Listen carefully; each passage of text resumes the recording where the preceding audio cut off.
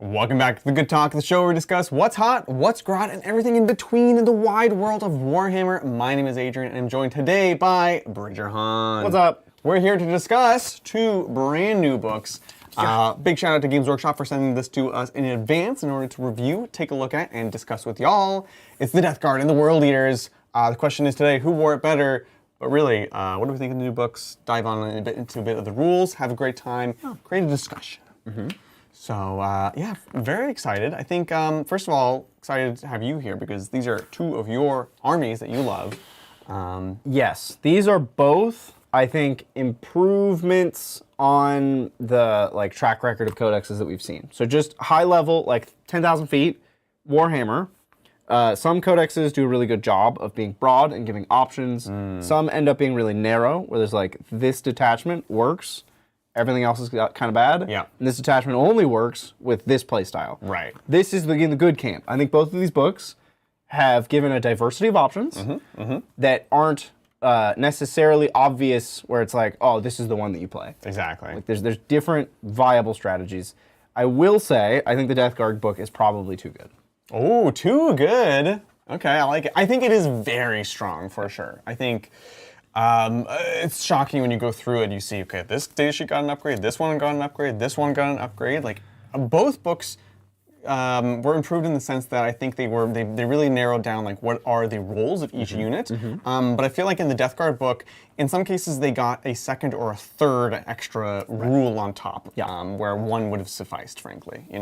So I do think it's very strong in playing many different parts of the game, frankly. Yeah. So, but I think that is absolutely the trend that we're going to see is new abilities, more diversification of abilities, which is, I think, something that shocks and surprises many of us. 10th edition has been the edition of rules templating, much to some people's chagrin, but they were not afraid to say, okay, in this book, Chaos Spawn, right, does something different in all of the books thus far. That's really cool. It's funny because the points on the army say Chaos Rhino, but every Chaos Rhino is so different. They're very different. It's really Death Guard Rhino, Emperor's Children Rhino, and World Eaters Rhino. World Eaters Rhino? Oh, so spicy. Good Rhino. So, of course, folks, if you have questions, if you have thoughts, let us know. Feel free to send in those super chats. We do have one from the previous stream from Oh Hi, Emma. They've requested me to do that at the end because it regards the Emperor's Children, my favorite, so that'll be awesome. Yeah, fantastic. Eric says, great, I'm glad I got my codexes already. Love it. Cool, well, let's dive on in and talk a little bit about it. New Traitor Legions, exciting stuff. How do you want to start this discussion? What's the best way to dive in? I'm fresh off of that game. Yeah. And I have immediate emergent thoughts. I think that the public reception of this book is that World Eaters players are sad that their stats got a little worse. Sure. And we did see in that game the lethality was lower. Definitely was, yep. Didn't just kill everything I touched. Now, I will say Dark Angels are one of the two remaining actual durable armies in 10th edition. True, yeah. So the durability is there. That might explain why I didn't kill everything I touched. Yeah. Also, that detachment doesn't have a ton in terms of added lethality. We're not giving out lance everywhere. We're not. True. No bonus strength, no bonus attacks. Right. That detachment is about bringing in utility. You have demons, which gives you the dogs, who uppy downy. You can uppy downy a demon unit every turn. Yep. You can bring in the bloodletters out of phase. Out of nowhere. It's a lot of positioning. You have the crushers going through walls. It's more about movement and positioning and things than it is about just running your opponent over. Right. Fun fact, movement and positioning, 9 times out of 10, is the best thing in the game. It's the game. Yeah, exactly. That's the whole game. Precisely. So I think initial reactions are probably overblown in terms of lethality going down. They still kill stuff, and we did see that. For sure. They don't necessarily instantly kill everything they touch. Yeah. Should that be how they play? No, they shouldn't be doing that. So. I think them being fast is a cool identity, and them playing around unit death is great. It's very thematic. I think the transport detachment is fascinating. I'm so interested, but also skeptical, as I will be with all transport detachments in all armies. The fact that once you lose your transports, you have no abilities. However, they do have a couple key things, abilities to get back inside of transports out of phase to like re-trigger that is essential, and they do have that, honestly. Yeah, especially combat transport armies. Shooting transport armies have a lot of ways to like get back in, use firing ports, or in, out, and you can leverage the transport often having a rule that says the thing I shoot, you reroll wounds. Yeah. Combat transport armies, if all of your rules, the hoop you have to jump through is getting out of a transport, we have to be very careful with that. Yes. You essentially do that once. Drakari players understand, right? Honestly, and it's the same with I love the guard one, but it's the same thing. Once you get out, then you're kind of done, right? So you need ways to get back in. But it is good. It is strong. It is generalizable, which is another important thing. Yeah. So great seeing all these names in chat. Welcome in everybody.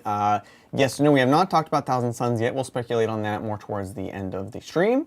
And yeah, remember when they said purpose of 10th was to increase durability? The purpose of 10th was purported to be to decrease lethality. That's which did kind of happen for like 3 months. I know.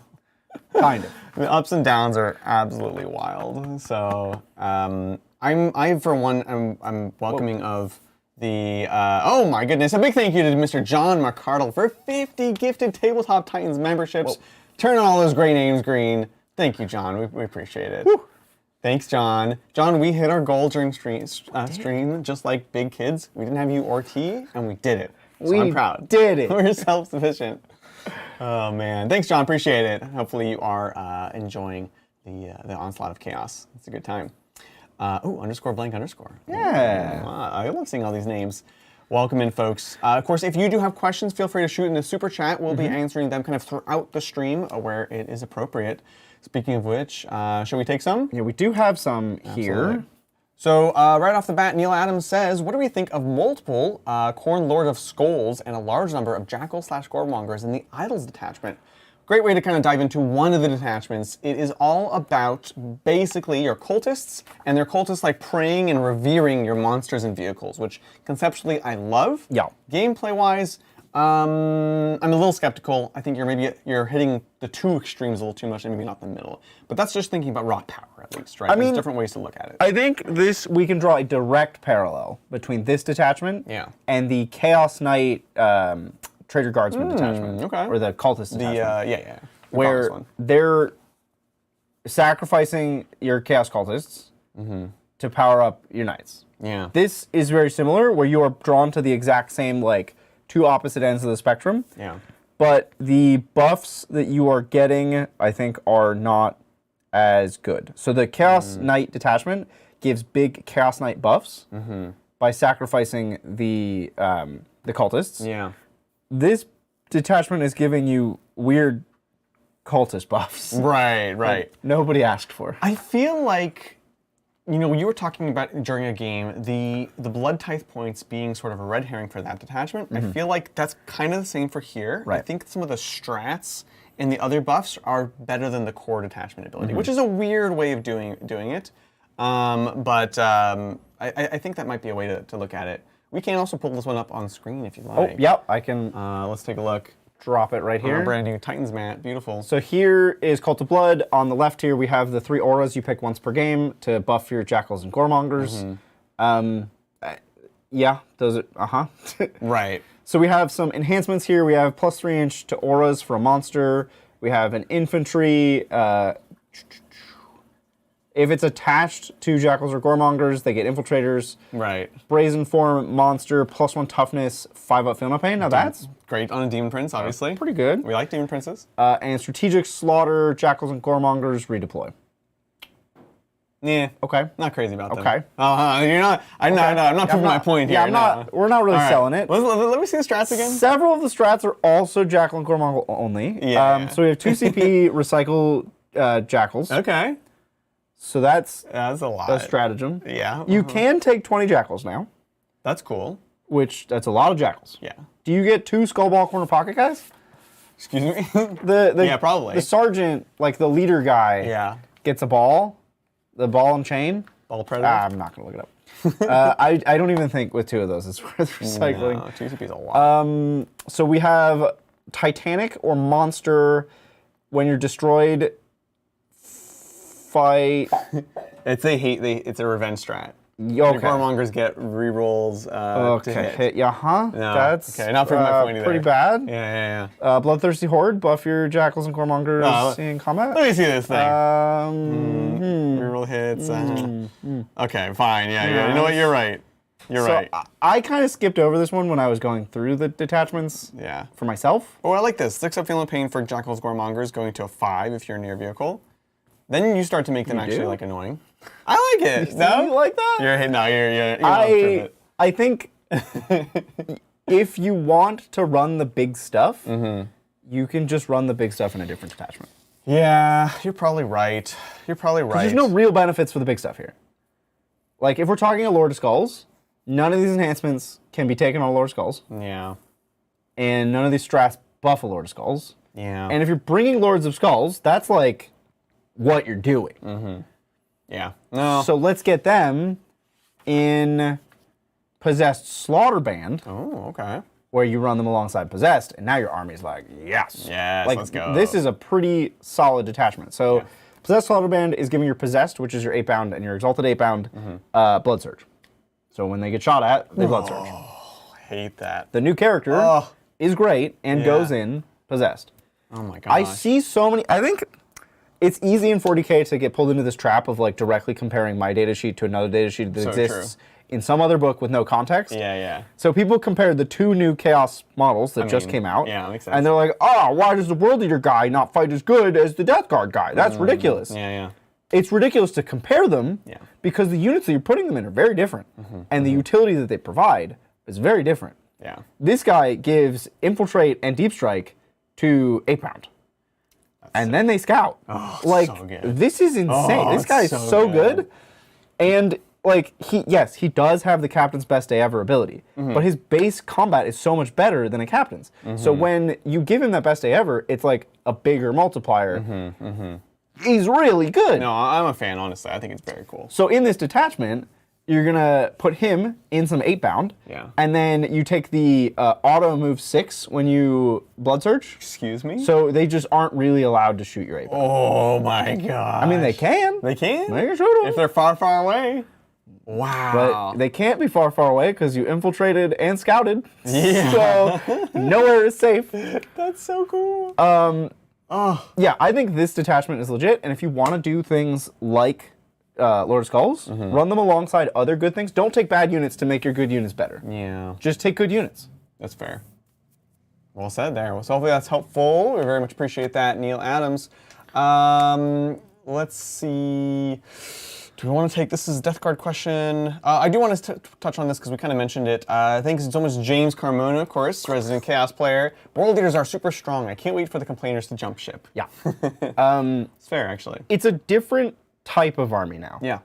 I know a lot of people enjoyed the turn 1 all-in. Yeah. I enjoyed the turn 1 all-in. I think it was bad for the health of the army and for the health of the game to have World Eaters as one of maybe 2 factions that are allowed to do this janky thing that every edition they're trying to get rid of.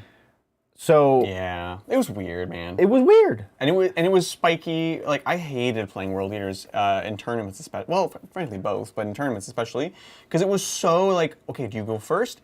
Like you can scout forward, you try to run me over. And the other thing was like the Feel No Pains drove me crazy because you can just never count on anything. It's like I have no idea how good the damage is going to be, and it's just like it's very frustrating the game to play against. Whereas this is like at least I can like there's lots of tricks, but I can sort of mentally try to work with them, you know, and then it becomes more about less around like random spikes of like damage or blood tithe or whatever, and more about how do you play it, you know? And there are less silver bullets. Like if you had an answer to the turn 1 all-in for World Eaters, like if you had 2 units of infiltrators and you just lock them in their deployment zone on deployment, they just folded. Right. Like, 1, your good games were slot machine games anyway, and 2, your bad games were non-games. Yes. So like really the index detachment, before we had a book, so many non-games. Yeah. And so people true. loved to watch it. They were funny non-games. They were funny non-games. But they were not really games of Warhammer. It was interesting. We had, I think, a unique perspective because we were trying to make a show, so we want to make sure that it's a good game. And they're such a difficult army to at least give a good chance. You can't prepare for everything because you're playing a game, but it was so hard to try to make sure we'd have a good show because it was so easy to have non-games. Yeah. So I think it's good, honestly. Quick question from someone, I missed it. Can you blood surge into combat with that? Yes, absolutely. Yeah. It's a full blood surge with the slaughter band, so it takes you into combat if you can. How thematic are these books looking, by the way? Very thematic. Yeah. I think they're awesome. So there's so much flavor. I'm very excited for them, and particularly I like the Death Guard book a lot. So fantastic, cool. Let's go back to a previous super chat. This is from. Just because these are frankly all relevant to things we're going to talk about. Pezler says, does the Shambled Rot Victorium actually mean that Cold Horde is finally relevant? Possibly. So this is, of course, the Poxwalkers detachment, which everyone is very excited about. So yeah, we can do a little swap-a-rony People love playing some of the most skew lists in 40K. It's so true.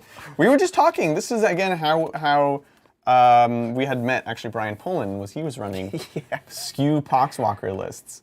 So this is the Shambled Rot Victorium. Fun army. What this does is the main detachment ability, during battle rounds, for a normal 2K game, during battle rounds 2, 3, and 4, you add a unit of 10 Poxwalkers to your roster in reserve. And they can come on in. So fun. So fun. And you have lots of ways to buff your Poxwalkers and kind of work with them. You can, there's lots of things basically revolving around They have battle line? They have battle line, which is an interesting addition. Nice. Exactly. You can basically make them immune to morale. You can get them up to toughness 5 here, which is super cool. Sora Siphon is really funny because you suck up their life essence and you shoot it out to have extra. The firepower on the Malignant Plague casters is actually crazy. Yeah. It's an absurd profile. So, do we think Cold Horde will finally be relevant? Well, the extra units are 10-mans. Yes, exactly. I think the army in general means you're going to see more of it, but the problem with Cold Horde is the fact that the units are just not, they're not even close to ubiquitous. Yeah. So yes, you'll see them more often in Death Guard, but that's it. I don't think, like we said, we're not going to be seeing the Goremongers detachment a lot. So yes and no. Yes, you'll see them a bit more, but the core problem with Cold Horde remains in that most armies don't care about it. I think it is an advantage to the Death Guard player that Cold Horde exists. Because if you run, let's say, one 20-man, you can just hide your 120-man, knowing that they could draw Cold Horde. Yeah. That 20-man costs you basically no points. Yeah, exactly. And now they can't score it when they draw it, and they have to get it's a dead secondary. Yeah. So true. So it's an advantage for them. Right. Exactly. Yeah, right. That's one of the reasons that 20-Mans of Boys is so strong right now. Yep. Same deal. Now, speaking of that, small aside, like Orc players, for example, I think we're moving towards things like Warhorde, moving to things like 20 Boys. Part of that is because people can't deal with it. Yep. So, but if we have Orc players doing that, if we have Death Guard players maybe looking at this, we might start to see a shift towards taking into dealing with Hordes, and then therefore Hordes get bad again. But just a thing to think about. Shout out to Play on Tabletop for joining us in chat. Thank you. Really resonating with what we were saying about making good games. So important, and I think when you're a content creator, you think about it more than most people, but it's important to everyone. We should all be hoping that the game encourages us to play good games, fun games. I think it is something that we think about, but it's something more people should think about, where okay, you might drive half an hour, 45 minutes to your game store. Yeah. Sit down. You scheduled 2 or 3 hours with somebody, because that's how long a Warhammer game could take. Yeah. And then you had old world eaters on one side. Maybe they didn't even know. Yeah. Your game is done in 45 minutes. One way or another. You spent twice as long driving as you did playing, and you're both unhappy. Exactly. Even the person who wins lost in this scenario. They just don't frame it that way. They don't realize that they just wasted 3 hours of their life because there was no game. Exactly. So I think as much as we consider it, more people should think about having a close, enjoyable game of Warhammer, not just stomping people on a coin flip. Yeah, for sure. So yeah, absolutely. What's up, Jazz Wright from Australia? About to head to local RTT. Have fun. Like Jan says, just hold on the stream for a second. They got to run out for a second, so we'll just wait here. Okay. Well. So I'm at war with Comcast.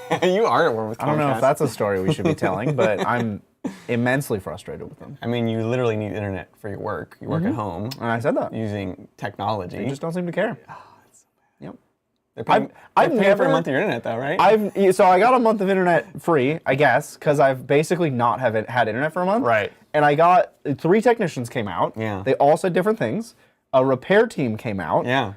They fixed the problem. They didn't. So finally, I've gone through to their like executive complaint line or whatever. Yeah. They coordinated all of the reports, and they said, yeah, it's like a load problem. We just can't really support your neighborhood, and we don't have a plan to fix it. So like, I don't know, call us back in a month, and maybe we could start planning then. That's actually crazy.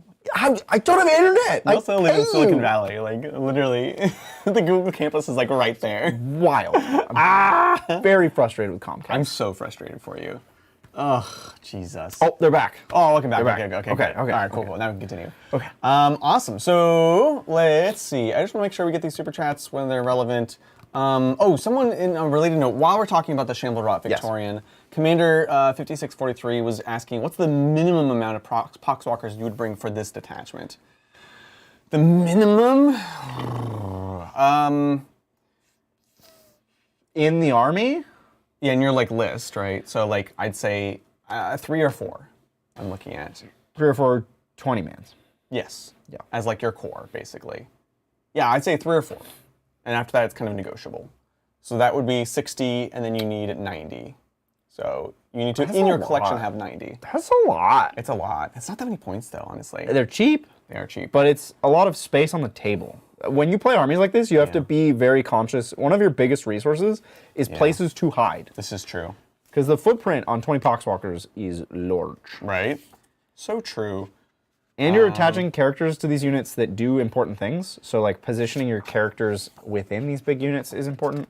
Yeah. It's not an easy army to play. As much as like they're a pop favorite or a cult classic. Yeah.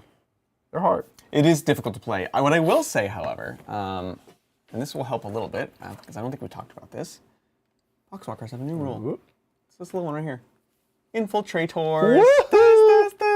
So you can get very aggressive.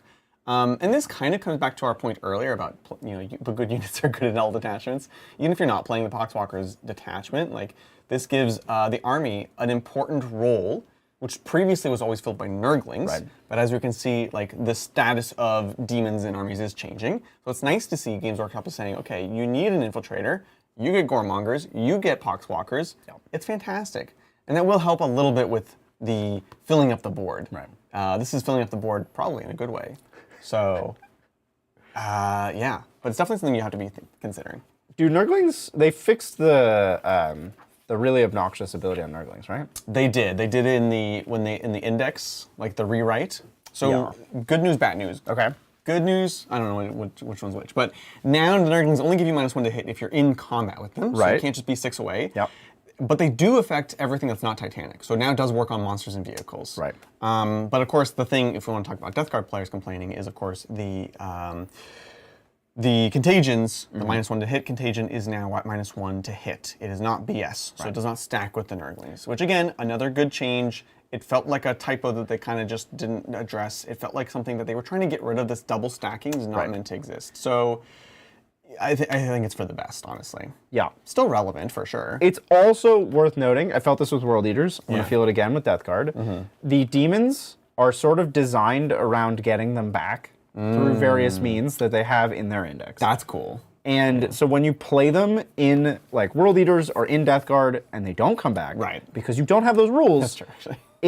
You feel it. It's noticeable of like, oh, they just die now. Yeah. Like Nurglings, you were getting full bases back and it was silly. It was ridiculous. Yeah. They will die now. Yeah, absolutely. And you should probably be playing Poxwalkers instead. Yeah, absolutely. Poxwalkers OC1, Nurglings OC0. You know? Checkmate. What are you going to say? So it's good that they're kind of filling in these gaps as they create them. Yeah. Awesome. We have another super chat thus far, which kind of takes it into the next thing I want to discuss. We're kind of jumping around, folks, so if you have something in particular you want to talk about, feel free to ask us. Keldorf says, thank you for super chat. Thank you. I lucked into a free Dark Imperium Death Guard half. great box. So excited to get working on my Death Guard. What are your favorite Death Guard units in the new codex? Oh man. So one of my favorites is a classic. It is the Lord of Contagion, who is such a cool model. I love that model so much, but they've always been a little underwhelming. This is one of the units that I was referring to earlier when I said they could have given them one of these rules. And instead they gave them 3 of these rules. The Lord of Contagion now, when it's leading a squad, gives Sustained, Soul, done, and Lance, and they get back up on a 2+. Amazing. And you know, he's in that book, in that box. He's in the box, and he's a great sculpt, honestly. And then he joins the Death Shroud, who have also gotten better. They are toughness 7, 4 wounds. They're Custodes Terminators.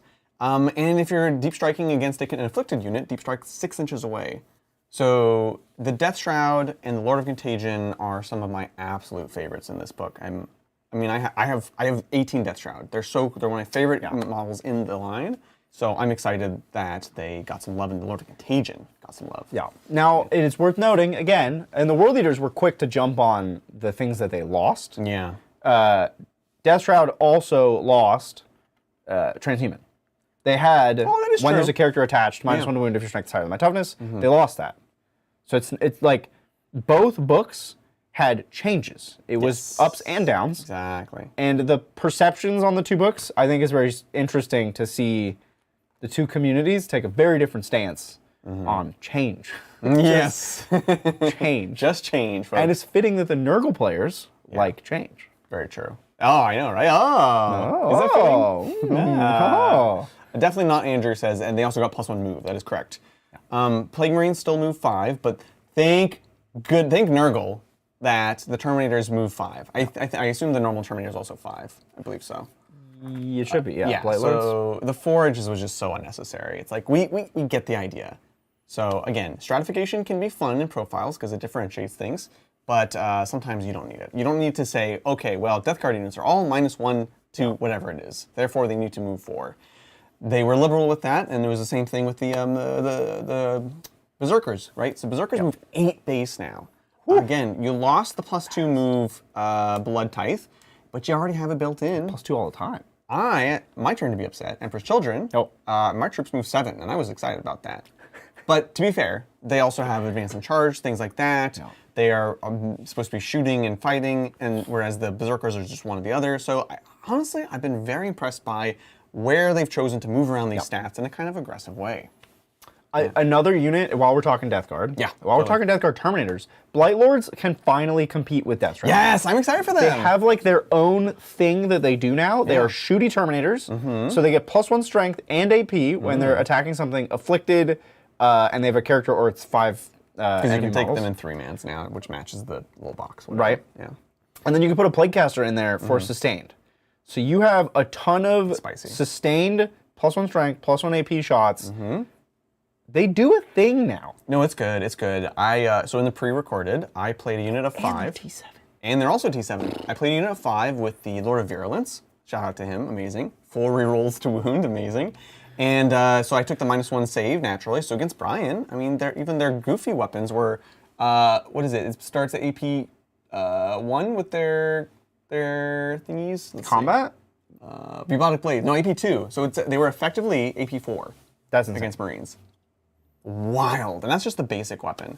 I was impressed. I was really impressed. Yeah. It's cool. I'm happy for them because they've been outshone by Death Shroud for so long. Yeah. The Death Shroud, as great as they are very expensive. And if you watch that battle report, my army was very small. It was a little bit harrowing. I went a little bit too far, I think, but definitely fun. So anyway, sorry, I feel like we're jumping all over the place. Yeah. It's an exciting day. It is an exciting day. Well, let's talk more about some Death Guard units. Okay. So Mortarion, another amazing change. Big change. He's much more dynamic. One of our biggest complaints about Mortarion before, they reduced him down to 300 points and made him actually worth taking. Because 300 points was amazing for the buffs that he would bring, and just he was still a decent profile. Ignoring modifiers was a very powerful but very boring ability. It incentivized you to hang him around by your tanks and ignore negative whatevers. so that you can shoot things and kill things and whatever. That was boring. Now Mortarion has a once per turn reactive ability. Is it once per turn? Once per turn. Once per turn. So each player turn, you can either reactive move 5 inches, a unit within 9 of him, unit next to him after a unit's moved within 9. You can fight on death on a 2+, or you can shoot back when you're getting shot at. And this is so transformational to the way that the army plays. It means it's very Death Guard in the sense that it incentivizes you to be on the board with big shambling units, but then you actually have a little tactical flexibility. You can move Mortarion a little bit back, or move a guy unit forward, or know that if someone tries to rush you, you can fight on death. It is so big and really makes the army much more tactical and less like, we're just gonna sit and try to shoot you and ignore your -1 damage modifiers, right? So I love that. He also went to 2 damage sweeps, so he's not incompetent anymore. And he's D6 +1 damage on his big ones. Because he was 4 before, right? Flat 4? Or was that last edition? He was flat 4. I kind of prefer flat 4 on strikes, but with fair. flat 2 sweeps, Yeah. I don't know if he'll ever be striking anyway. They're also lethal and sustained. Like, both of them. Yeah. And his sweeps are strength 8, Yeah. and there's 15 of them. So he'll just be sweeping every time. Yeah. He can finally, like, really kill Space Marines. Yeah, Which is funny. He was so awkwardly bad at killing Space Marines. He had 5 4 damage attacks or 15 1 damage attacks. So you're like, who am I? What am I doing? How does this Primarch with a giant scythe not kill Space Marines? Yeah, so true. Oh, I love it. Lockie says, can you put a positive spin on Angron changes? Look, guys, we're positive. We would never lie to you. No, yeah, I think Angron is legitimately bad now. And while we're talking Primarchs, let's talk Angron. Yeah, let's talk Angron. You want to bust him out? Yeah, I'll bust him out. Yeah, let's talk So, about it. what changed with Angron, our favorite flying clown? Yeah. Okay, so now when he comes back, Yeah. he comes back with 8 wounds remaining, not full. Big nerf. Rough. His Primarch abilities are all different now. So he used to give +1 to charge, reroll all hits, or some third thing that doesn't matter, because the first 2 were so good. Yeah.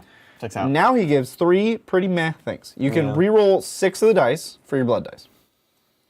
Why not 8? He could have rerolled all 8. None of it matters. Yeah. He has to be alive, so you're not getting him back with it. Correct, yeah. And the chart's like fine now, but it's not. If he literally let you just pick 2 things, a thing on the chart, Right. I would almost be okay. He could let me pick an extra thing on the chart. Whoa. I would still be okay with it. Yeah, they're pretty reasonable, honestly. Right. They're fine. Yeah. Okay, so we got that. We have when you try to fall back within six of him, 6, yeah. you have to battle shock, and if you fail, you're stuck. When do you pick this? You pick the start of battle round. Oh no! Because you have to time it with the blood dice. They had to make it start a battle round because that's when blood dice are. So if blood dice happened and then you picked reroll 6 blood dice, it just wouldn't do anything. So. And then driven by ultimate rage, but ignore modifiers to move and charge. In advance. And weapon skill. And then weapon skill. So he just gives them ignore modifiers, but not ignore modifiers to damage. So or wound. Those were the ones that we cared about. Yeah. It's like kind of cute, but it's just just rare that comes up. Like, how often are they slowing you? Yeah. We had reroll all hits before. I know. Oh, reroll all hits. Oh, plus attacks. That was the third one that wasn't good enough to make the list. Oh, that's right. Is plus attacks. That was the bad one. So true. So, yeah. And then he also took a profile nerf. He deals less, he has less AP on both of his profiles. So, yeah, he's just straight worse. I don't think he's worth his points anymore. No. But to put a positive spin on this, positive spin? Foot Demon Prince in the demon detachment we just played with +1 strength, +1 damage. Yeah. Or +1 AP, +1 damage? What is that enhancement? Let's take a look. Yeah. One moment. So we're going to take the Blade of Endless Bloodshed, +1 attack, strength, and damage. Attack, strength, and damage. Yeah. So good. And every time he kills a unit, you just get a blood type. So we're going to take this Foot Demon Prince, who is like, he's like a little baby Angron. Right. He has Dev Wounds when he charges. He has Lone Op when he's near infantry. Yeah. And he gives you reduction on strats. It's pretty solid. He's great. Amazing. He's going to 4 damage strikes at strength 9 of them. Yep. Or 17 sweeps at 2 damage. Right. That's wild. He's really good. Quite spicy, honestly. So, yeah, just don't play Angron, play this guy. Yeah. Because he's saucy. I think the reroll hits had to go. It was a little too much. Plus, it did this weird thing, kind of like Morty, where it let you. This wasn't super common, but like, for example, Forge Fiends. You now just reroll everything natively. If you're all hits, if you're within 18. That was like a weird thing where World Leaders players would set up Forge Fiends and have Angron give them rerolls to hit and shooting. And it's like, that doesn't feel right. That doesn't feel right. It's just weird, and it incentivizes a weird play pattern. I think by and large, people weren't standing Angron in the back with them shooting, but there were many occasions where it'd be like, that was part of the play. Like, you get your Forge Fiends up, he plays the flank, he gives them rerolls to hit. In shooting, it's just like, this does not feel very World Leader. That's not the business. So I think arguably pre-Codex, the army revolved too much around Angron. You never didn't see him. And in every game, he was the focus of the game. So I understand him taking the nerf bat because it was just silly. It was Codex Angron and 8-bound.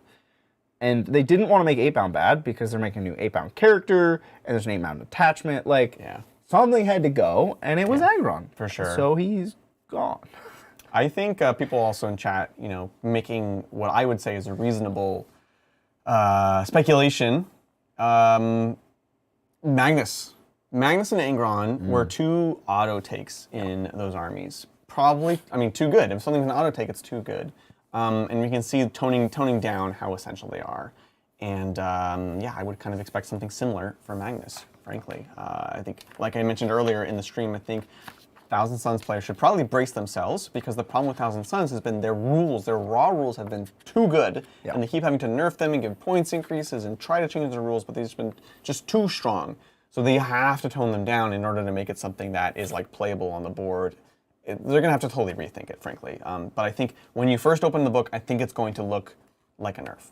That's what I would read from seeing what we're seeing here. And I think it is logical, it makes sense. I think Angron specifically was hit too hard, but by and large, it's the right mentality. Even Fulgrim is not an auto take. I think Fulgrim could use a few buffs, but it's better than being an auto take. It's better to have lots of ways to build out the army. And frankly, I think both of these books are more diverse than the Emperor's Children. They have more viable builds, more distinct ways to play than the Emperor's Children. So even this book, which people might be upset about the quote-unquote nerfs, it might be a better written book than Emperor's Children. Man, when that T-Sons book comes out and Magnus is nerfed, T-Sons players are going to lose their minds. It's going to be rough. It's going to be rough times. I don't know how to break it to you guys. Yeah, that's what I'm just trying to say. Like, I feel like we should prepare ourselves. Yeah, you can't, like, if your Primarch is the only model in your army that matters, that's bad design. Yeah. We did have a question about Scarbrand. He does exist, and he is different. Let's take it.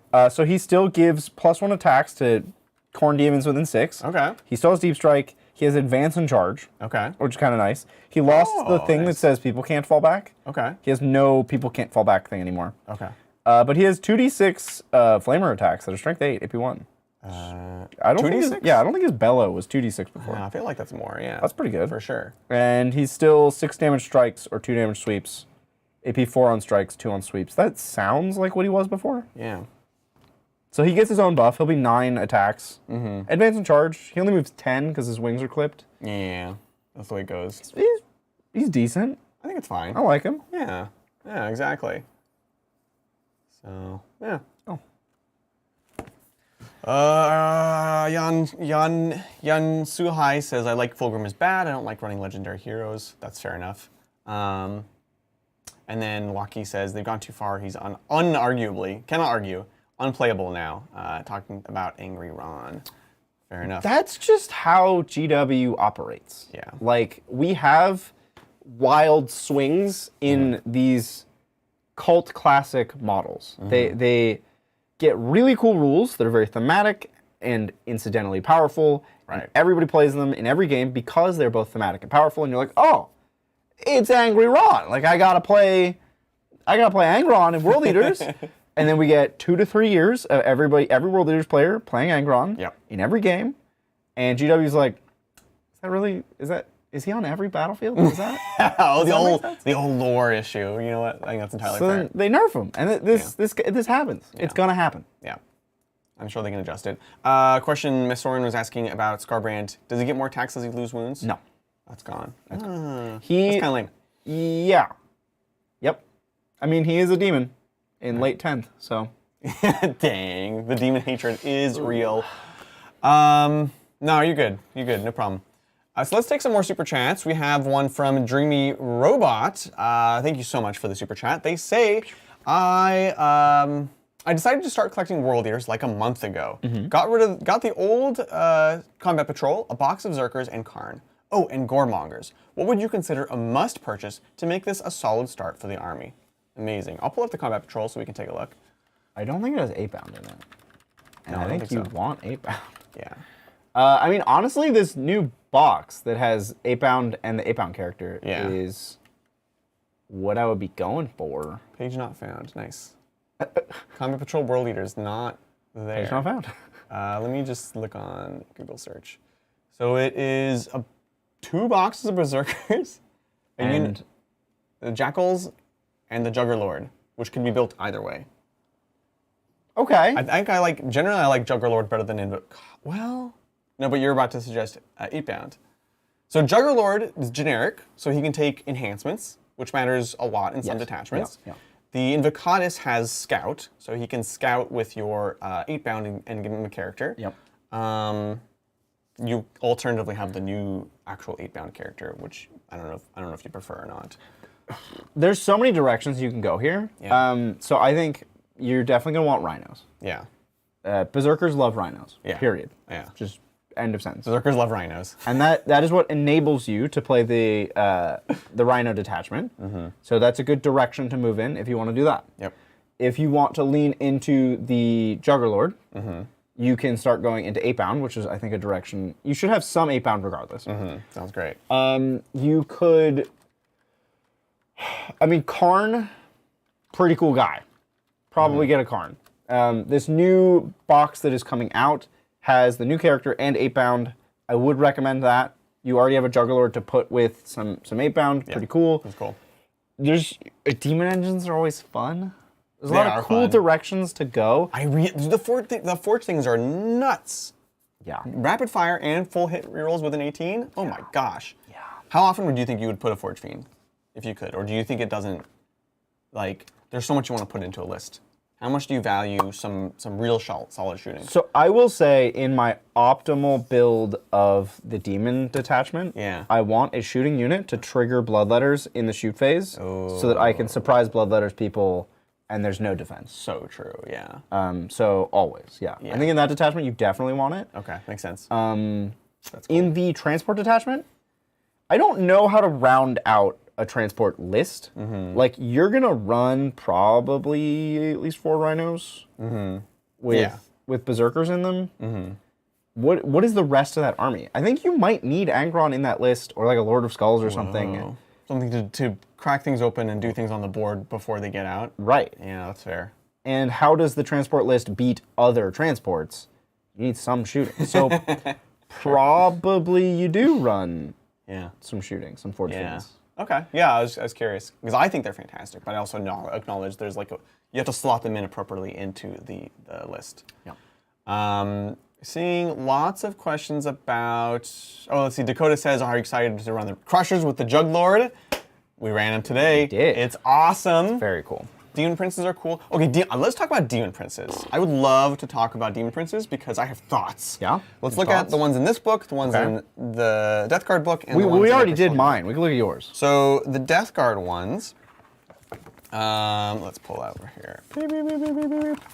So as we mentioned, we'll mention it again, they have really diversified the profiles. We gotta talk about Spawn. Spawn? We haven't talked about Spawn yet. This is a bit of where we get to the like who wore it better section of the stream, right? Because like it's interesting to see the ways that they apply these different profiles. And I guess I'll just talk about it. Just say it. So we got footprints. In this case, so the new rule that they're giving to all the footprints, as it looks like, is lone up if they're within 3 inches of an infantry unit. Yep. Love it. Yep. That solves one of the biggest problems is like how do you get your big slow guy up the field? Yeah. He's tough, but he's not that tough. Right. They also have, I think it's the same for both, they have the captain ability. Yep. So CP refund a unit within 12 inches once per round. Clutch. That's amazing. I really like the foot one for Nurgle because He's toughness 12? he is toughness 12. What? Yes. What? 12. That's insane. They have just gone full hog on this one. It's nuts. That should be 11. Right? That's wrong. And he gives Death Guard units just within 6 inches cover. So they're always in cover. He's a 2-up with cover. That's pretty good. It's amazing. It really lets you be Death Guard and come up the middle. Don't worry about cover. You're always going to get it. So I love that. The flying one, I don't think I remember liking it as much. I think it's the same in both books. This is Battle Shock when you charge, cause Battle Shock at -1. Yep. And then cause Desperate Breakouts, sometimes at -1.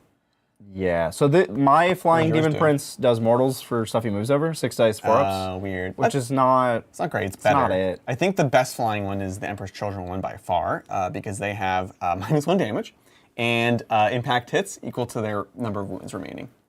Infinitely better.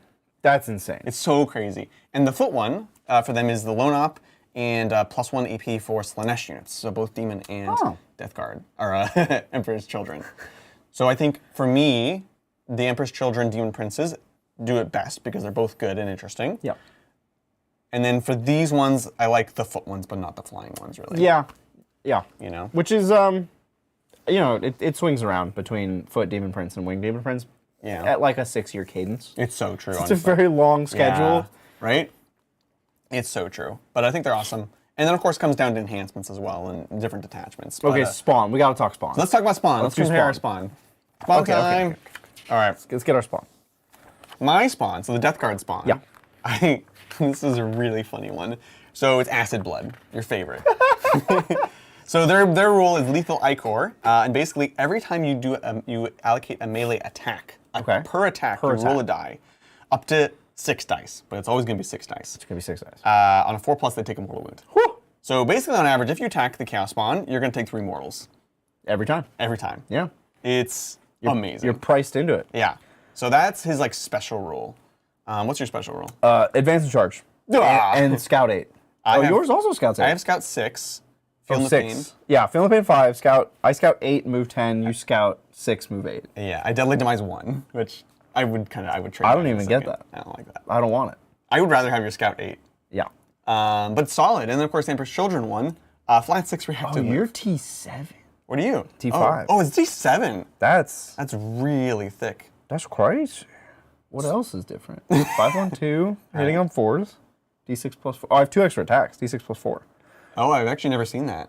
Because the Emperor's Children 1 doesn't have it either. I'll bet the Emperor's Children one has like 1 more AP or something. I love they're doing this. Yeah. Where we have to like It's cool. pull up a microscope to see how it's like slightly different for Right. different armies. We should have been doing this since day one. Why are all Space Marines the same? They So shouldn't true. be. It's so true, honestly. I 100% agree. They should be, like a Dark Angel's Intercessor is different than a Blood Angel's one. yeah. And that would solve a lot of the points issues that they're dealing with right now, because how do you balance them between And the whole like the super oath that we have to fix base Space Marines Yeah. and give them super oath. Yeah. No, just split them up, bro. Yeah. Why do they all have the same rules? Honestly, What were we thinking? so true. It's awesome. Yeah. So super, super fun. Yeah. Amazing. I love it. Okay, let's make sure we haven't missed super chats in this frenzied. Yeah. Moving so around. we have a couple more that we for sure have not done yet. So we have one from our boy Magnus, did nothing wrong. What's up? Hey, thanks for the 777. What up, fam? I'm so hyped. A ton of my models that have been on the shelf got huge glow ups. Yes. Shout out to the FB, who is real mean to orcs and EC. FB. Fabius Bile. Fabulous build. That's got a fetid bloat drone? Fetid bloat drone. That'd be and FBD. they split up the fetid bloat drones Yes. in weird ways. It is weird, because you would think it'd be shooty fighty. Right. But it's not. It's not. It's the blight cannon thing, and then everyone else, which is flamer and flesh mower. Right. I still really like my flesh mower because it's now fallback, shoot, and charge. It's a flash mower. So fallback and charge, flesh mower, love it. But honestly, the shooting on this thing is pretty gnarly. Yeah, so we got, what is this? D6 plus 2 blast shots. Hitting on 3s, strength 10, AP 2, 3 damage. Yep. That's pretty good. It's pretty dang good. And then they can, I think it's just exploding mortal wounds, which is, oh no, it's cause afflicted maybe sometimes, which is whatever. That's weird. Yeah. That's what the Hellbrute used to do. So that I will say one thing. I've noticed that the Hellbrute in both of these is very lacking. They removed the utility of The it. Hellbrute's funny in this one. It's funny. He if you fight him, he fights you, and if you shoot him, he shoots you. Yeah, that was like the old rule. It's funny. I just feel like I'm not going to take Hellbrutes anymore. No, probably not that not. you were before, but like, I feel like they should have a role, and they don't have a role anymore. They're funny. They're funny. They're the clowns. They're funny guys. They're pretty goofy looking, if we're honest. So, yeah. And you don't have predators in there, do you? There are predators. They're amazing. Oh, you get the predators? They're amazing. So let me tell you about Emperor's them. Children really got Right? They're like the shooting army, and they're like, guess what? You don't have any shooting stuff. I'm like, what the heck is going on here? So the Annihilator, which is the last cannon big guns one, I like not as much because it is their special rule is just it's the same thing actually basically. In your shooting phase, after you've shot, you pick a monster or vehicle that was hit. You roll a die, adding 1 to the unit if they're afflicted. Oh, it doesn't even afflict them. It's just D3 mortal wounds on a 5-up. Goes to 4 if they're afflicted. However, the other one, the traditionally better Predator, is Castigator. Shoot something, and you get +1 AP with the rest of your army. That's insane. Right? It doesn't work against monsters' vehicles. But that's the kind of rule that they need to stop writing. It's so I don't like.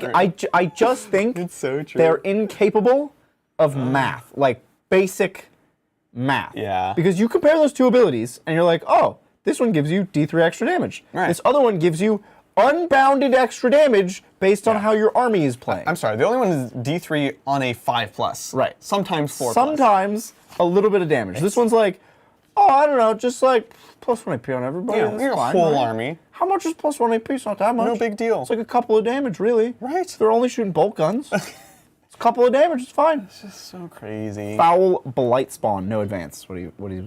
That was FB. Foul. Oh, my bad. Not Oh. Fabulous Bill. Dude, Foul Blight Spawn are messed up. So God, there's just so many interesting The changes. Stank Boys. The Stank Boys. So this is the Stank Boy. This used to be Fight First. Right. He does have it, but they have changed it, so it's only once per army. So if you have them on multiple flanks, they don't work on multiple all flanks. get it, yeah. This is good. I think that's healthy for the game. Yeah. The new ability is Absurd Putrefying Stink. Stank Boy. Units within 9 cannot start or end an advance move. That is massive. So wawing, you can't like waw and charge within 9. All you Blood Angels fans out there, you can't dive deep into that line. That's crazy, because you already didn't really want to Right? be advancing and charging near this guy. Crazy Because his whole stuff. unit's going to fight first and kill you. Yes! But like, what do you even do? That's wild. It's very powerful. The characters in general, very interesting. Just, I don't know, it seems so good. Still got all the crazy stats on his flamer. Yeah, Biologist exactly. Putrefire still got all his crazy rules. Oh, he lost grenades? He lost he lost the extra grenade, yeah. I guess they didn't like that for some reason. I Well, don't know. it was bad for the game. It was silly. It was another bad for the game. I would say that, but engineers do that still. Right, but that's guard. like I don't want to say it's a bad unit, but that's a bad unit. That's a Engineer- unit that's no. not going to do anything else. No, engineers is a great unit. Let me tell you, should I tell you the ways in which I love engineers? They're absurd. Is it around doing a bunch of mortal wounds and then the unit does nothing else? Kind of. No. Because what he's doing, They also have 4-up saves. what he's doing Yeah. is he gives your unit lethal, and your unit is either a super fighty unit or a super shooty unit, and then just cherry on top, also random mortal wounds from grenades. Yeah, it's lethal on 5s, Right. which is absurd. Yeah. So, like, I get why they're taking away grenades, because Yeah. it was a good rule on an already good unit. Yeah, you got to spread the love. You know, what are you gonna do? Second rule, way sicker now. Yeah, and his grenade went to strength 7. Yeah, so they buffed his like actual grenade, the hyper blight grenade, which is just his weapon. So it's fine. He's still great. He's fantastic. Yeah, he's You know? great. Exactly. Yep. I need to grab a thing. Will you talk chat? I'm here. Entertain Hi, them? chat. Hi, chat. Adrian's gonna grab a thing, and I'm gonna try to get tabs on these super chats that we've had because we've just been bouncing around. So let me. Okay, we did Neil Adams. Yup. We did Pesler. Great. John McCardle's a legend, as always. Thanks, James. No, we did this, but I'll say it again. World Leaders are super strong. Can't wait for the complainers to jump ship. Good. Yeah, get them out of here. Thanks, Kaldorf. Dark Imperium. Yup. Doremi Robot. We did that. We did Magnus. All right, Neil Adams again. Thank you, Neil Adams. Standard CSM units getting a Shadow nerf.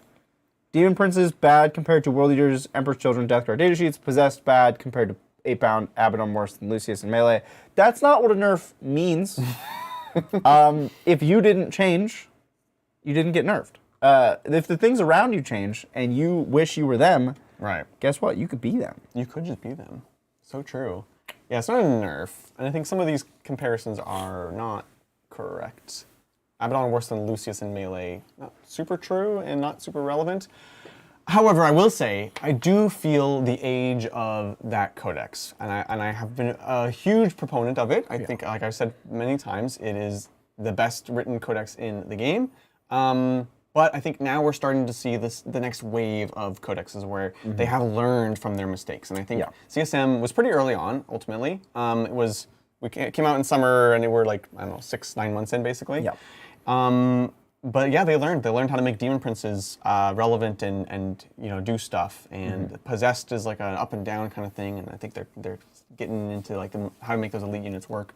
So I do think, yeah, you are suffering from just being a earlier book in the edition. Yep. And that is unfortunately just a thing that happens sometimes. Probably too much to hope for rules changes on them, but I think that's just the way it goes sometimes. Yeah, Baitmaster Jeff says power crept, and I think... Yeah, I think that's true. I'm hesitant to use that phrase in context with these two books. Yeah. I think this book is likely power crept. I think this is probably that's fair. The new... Are these books setting a new standard for 10th edition? Like, is this the power level of 10th edition? Right. We'll have to see. We need more books. Yeah. Recently, detachments have been better, right? The two orc detachments in a row needed to be nerfed. The Eldar detachment needed to be nerfed. Like, is this the new standard? I don't know. I'm torn because I think obviously there's an exception in each.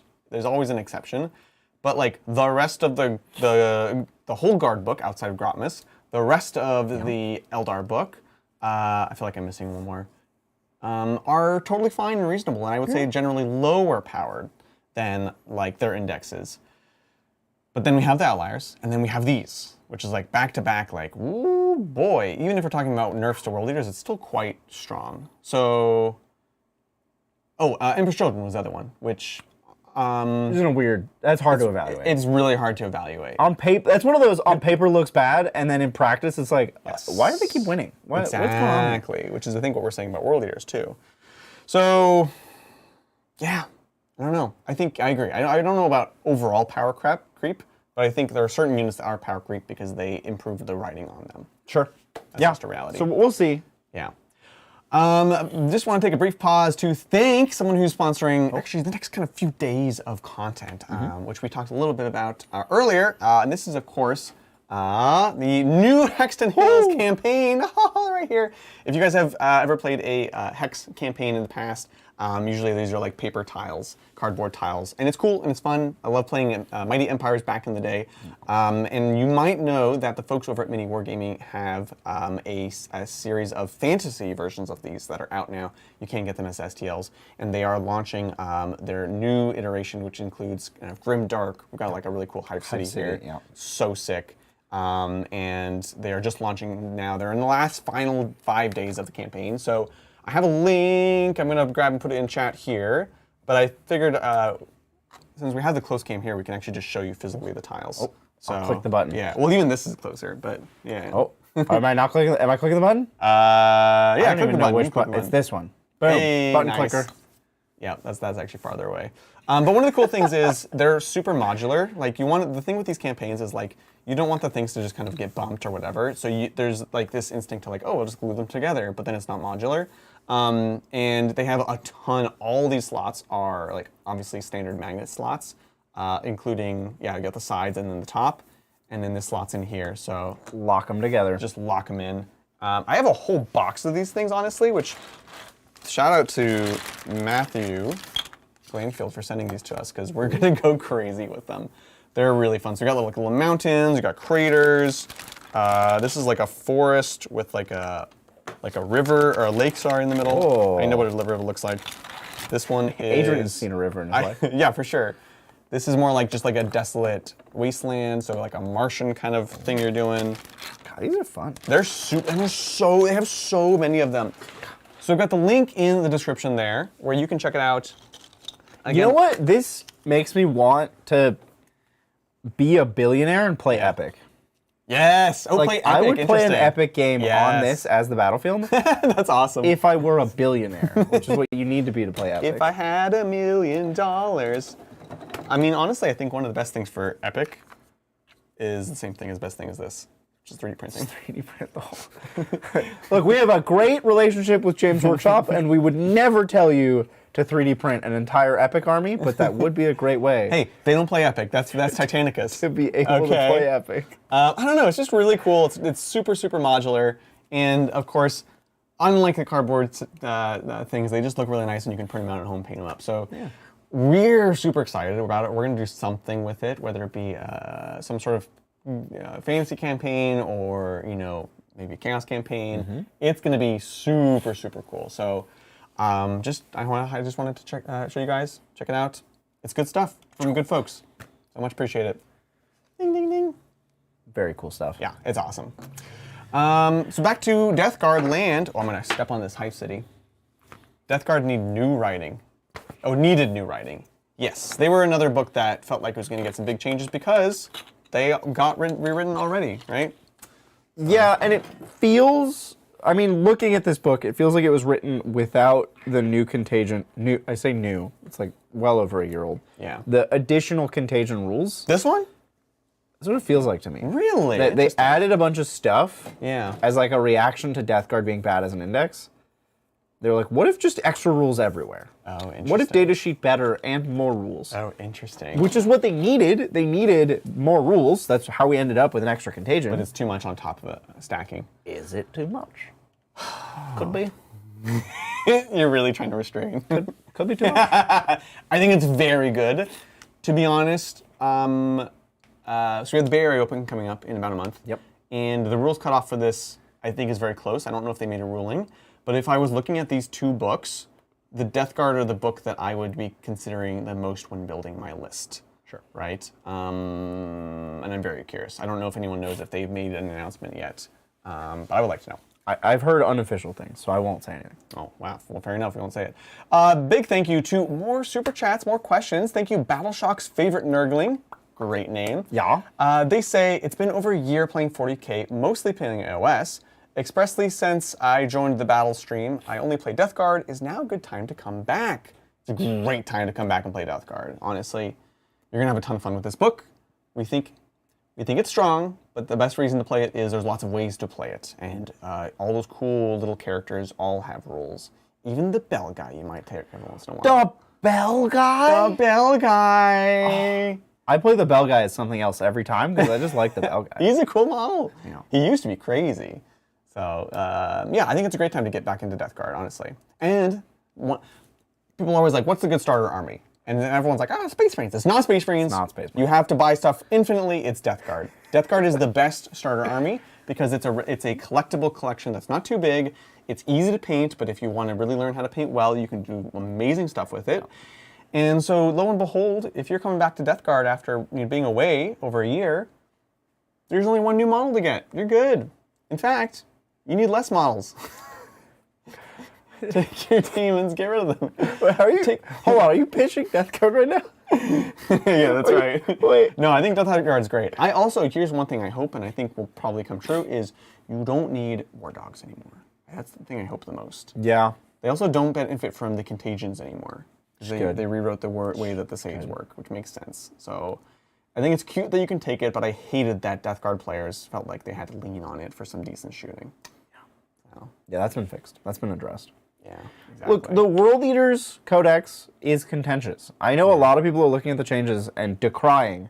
It's trash. It's unplayable. Yeah. I would challenge you to expand your boundaries. Open your mind. Ooh. Just play it. Yeah.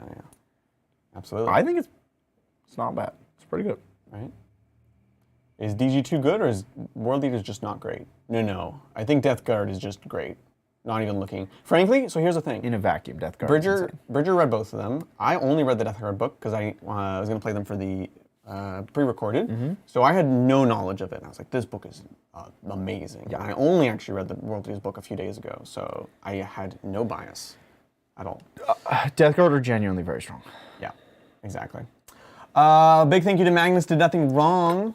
Once again, 777. The Death Guard book feels like an apology for how the index was at the beginning of 10th.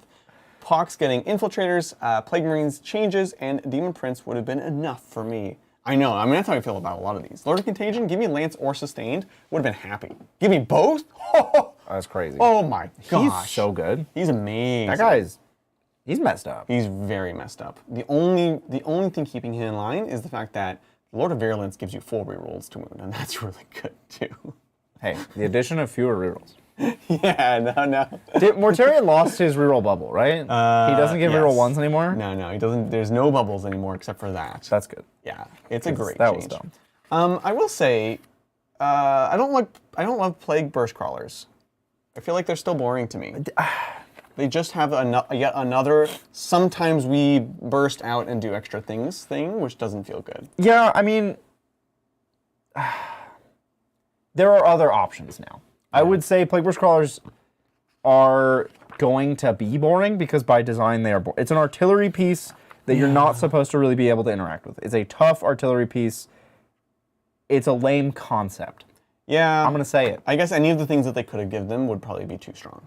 Right. Any effect that they would have would be too strong with line of sight. But we have alternatives now. There are other things that actually shoot pretty well. Yeah, We're true. not paying the Plague Burst Crawler tax anymore. Yeah, exactly. I think you can absolutely play World Eaters without demons. Totally true. Oh yeah, I think the transport detachment might be legitimate. Even the normal the Berserker Warband, which by the way is finally about Berserkers, is good. So totally. As I was reading it, I was like, yeah, wait a minute. This thing's never been about Berserkers. What the heck? And the A-bound detachment, I think, is pretty good. Yeah, for sure. So there's lots of ways to play it, honestly. So yeah, totally.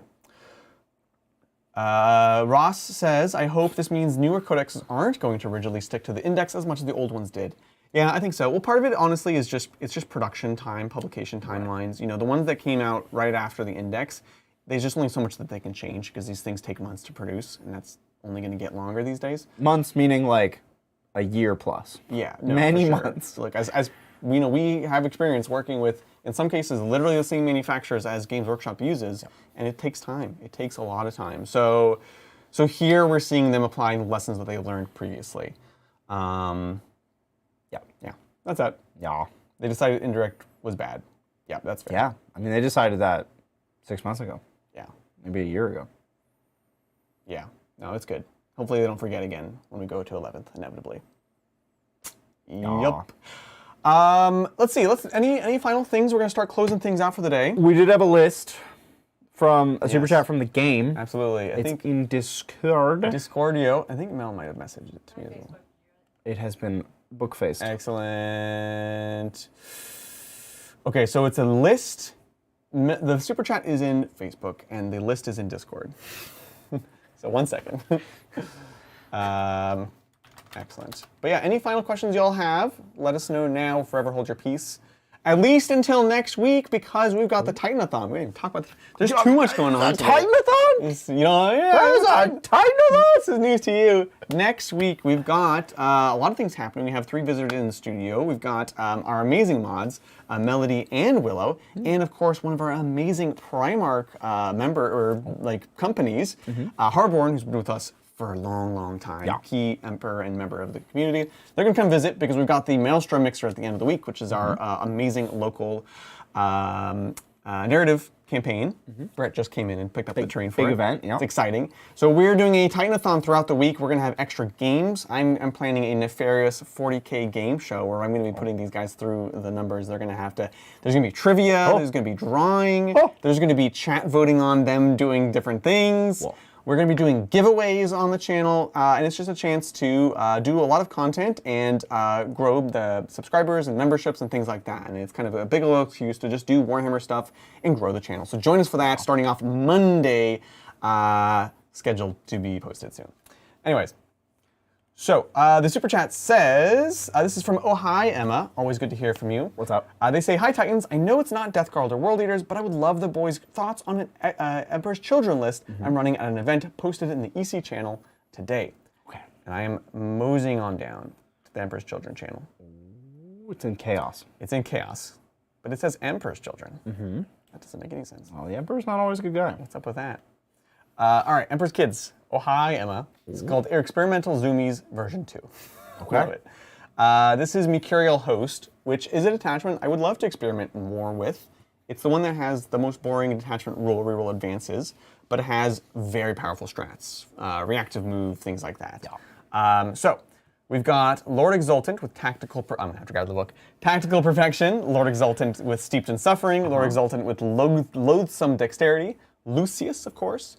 We've got 2 units of 5 infractors, a unit of 10 infractors, a unit of 5, and a unit of 5 tormentors for sticky and infiltrating. 2 units of rhinos, 2 spawns, and 6 flawless blades. Oh, it just keeps going. Oh my god. 2 Mauler Fiends. Noise Marines. Beautiful. Okay. So I will have to grab the book to check the enhancements. But basically, yeah, the double rhinos for the Noise Marines, and then infractors, the 5-man infractors with the Lords, naturally. I like this a lot. Note, no Fulgrim. I think like Angron. That's why I kept going. Not quite worth. That's why there's so That's so many true. units. If this was Fulgrim, we'd be done a lot sooner. I'll be right back. I must once again remind us how silly the names are in Emperor's Children. Infractors and Tormentors are just, they're the high school boys smoking in the bathroom. They're doing an infraction, 1 each, breaking all of the rules sometimes. All right, I'm pulling chat back up. I can't. Oh, so many words to read. Yeah, a lot of words. You think you can handle it? 20 berserkers is 100 attacks. Chat was talking about that. Yeah, for the Berserker Warband. So sick. You're funny. Right? And we got J Monster TW, not a member. We gotta get this guy a membership. Okay, so Steeped in Suffering is when you target enemy below starting, +1 to hit, and then below half, +1 to wound. Nice. So basically +1 to hit, because you run up, you pistol, +1 to hit. Love it. Tactical Perfection, or Loathsome Dexterity was the can move through models and can move within engagement range. And Okay. get this, Bridger. No way. Desperate Escape test is automatically passed. Whoa! Ah! I thought that was made up. You did, actually. He was like, I've never seen this rule before. Never seen it. To be fair, I had seen it and then didn't remember it, so. And then finally, what was the last one? Tactical Perfection is the redeploy. It's only 2 units. That's weird. Okay. Do you know who's going first? No. It's never the case anymore. I think I'm so torn on these because they can be. I don't know. You know what? I like it. I like it because they have the 10-man infiltrator squad. So you set that up, big screen, knowing that you can pull them back. It's not based off of redeploying based off what your opponent does. It's about being able to drop a big giant screen, pull them back, and not lose a 10-man squad. Yeah. And then they probably just stick in the backfield and screen the enemy out. So I'm back on board. I like this list. I think the Flawless Blades I am still skeptical of, but in this detachment you have access to the sustained hits strat, and then you can also auto advance 6 inches, another amazing strat they have. That's important. So you can really missile them in where you need them. 2 units of Noise Marines means you'll struggle in some cases because you won't have the full shooting available. Nope. Again, because we don't have tanks in this army, we're not allowed. So that'd be my only 2 concerns, but I like the list. I think it's frankly better than the one I ran when we played this detachment. I think you're really honing in on the things that are good about this detachment. So I like it. I think the problem that I pose for this list is how do you kill big stuff? Like a Primarch or a Knight. Yeah. What do you have to answer that? And a valid answer is I'm going to move fast enough that I won't have to interact with it. It is fair. The Flawless Blades are your best tool because they auto-wound. I just wish they had more attack because it's a bunch of 2 damage. But that is, as always, with Emperor's Children, a concern. It's a hurdle. Yeah, exactly. But also where the reactive move comes into play. You know, right. Bait them out. Don't let them do their thing. Run away. Thanks, oh hi Emma. Appreciate it. We have another super chat while I was away. This is from Not James from Alaska. Thank you for the super chat. Hello. They say, follow up from the meta stream you did earlier, how do you work out what your playstyle is to pick a faction or disregard factions? Death Guard looks sick, by the way. Oh, what a good question. So good. How do you work out your playstyle? Well, part of it is by playing games. Yeah. I will say this generally, well, you're here, so this makes this weird, but playstyle often transcends games. You're a weird exception. Yeah. But I think that's because you approach different games differently. Yeah. I am inherently a cautious player. I'm risk averse. Yep. Which is something I am in real life as well. And I know that from playing different games. So that's like, oh, I don't want to overcommit when I'm playing a card game, or I don't want to overcommit a unit. I mean, heck, I don't even like to take out a loan unless I know I can right away pay it back, stuff like that. Yep. So like you can look at your experiences in other games. But I think things to think about are you okay? Do you like to take risks? Do you like to have your opponent make the decisions and then you get to react to them? Yep. Do you like to be aggressive going in or reacting back? Do you like to shoot versus fight? Right.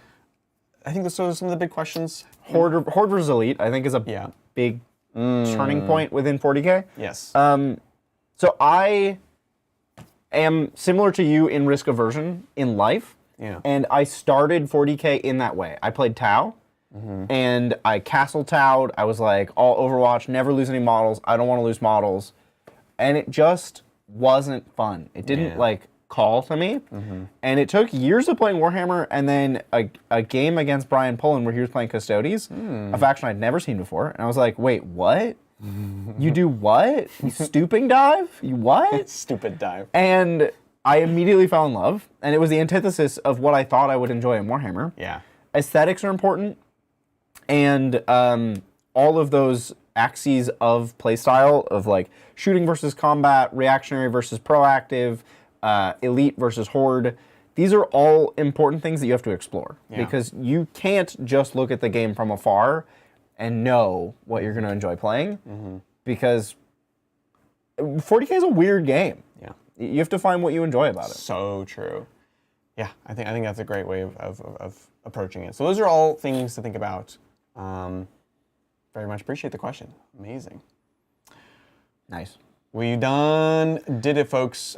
Someone's saying, do you think Mauler Fiends are good in Emperor's Children? I think they fulfill the role that Bridget was talking about. Yep. They're great tank bustas. So I want to play with them. I've seen some people have cool lists with running a couple. I do think you run a couple if you run any.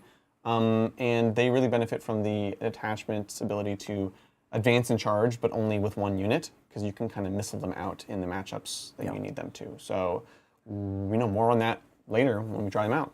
Yeah. It's exciting. Amazing, folks. Well, once again, a huge thank you to everyone who hung out with us through this day of Chaos releases. We're doing the Gen Z heart. We heart you, chat. I think it's so funny. We really appreciate it. Honestly, folks, leave a comment in the description down below if you like this. We don't do a ton of the talk shows, so if you do want to see more of them, let us know. We would much appreciate it. And of course, next week, Titanathon, lots of episodes, lots of stuff. We'll play both the new Death Guard, the new World Eaters. It's going to be an absolute blast. And make sure you check out that link that I posted earlier. I'll post it again here on the Imperia Hexica. Just cool stuff going on in the world of wargaming in general. I think you could use this across many, many systems. With that, folks, that's going to do it for us. We love you. Be safe out there, and we'll catch y'all next time on the tabletop. Bye.